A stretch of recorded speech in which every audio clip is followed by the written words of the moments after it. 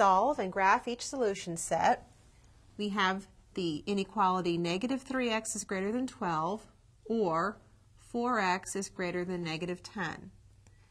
Let's solve each part separately, and then we'll look to see what the solution of the compound inequality would be. Dividing both sides by negative 3, we will need to reverse the direction of the inequality symbol as we divide. So negative 3x divided by negative 3 would be x. Reversing the direction of the inequality, we have x is less than 12 divided by negative 3 would be negative 4.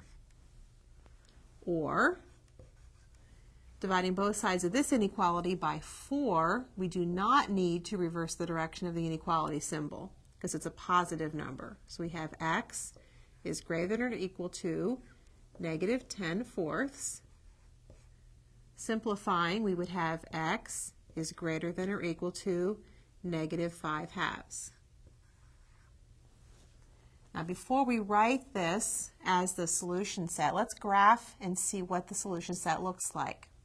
To graph it, we can start by graphing each of these inequalities separately.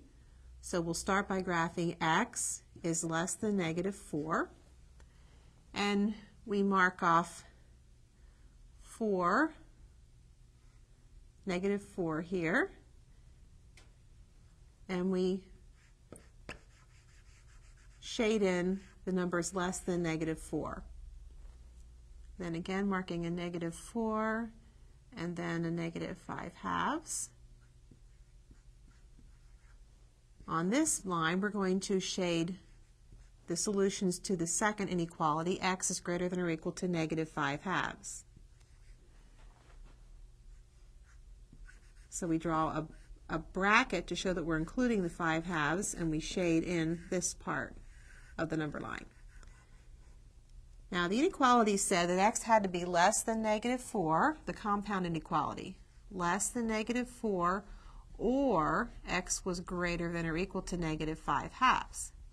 That means it can be in one interval or the other interval.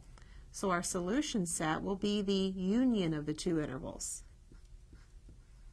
So we have the set of all numbers that are less than negative 4 and the set of all numbers that are greater than or equal to negative 5 halves. We have the union of those two sets.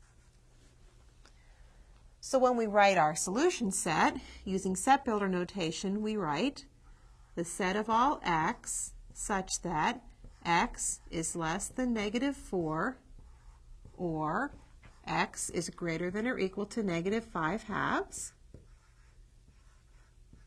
Or we can write that in interval notation as the union of the interval from negative infinity to 4, not including 4, and negative 5 halves to infinity.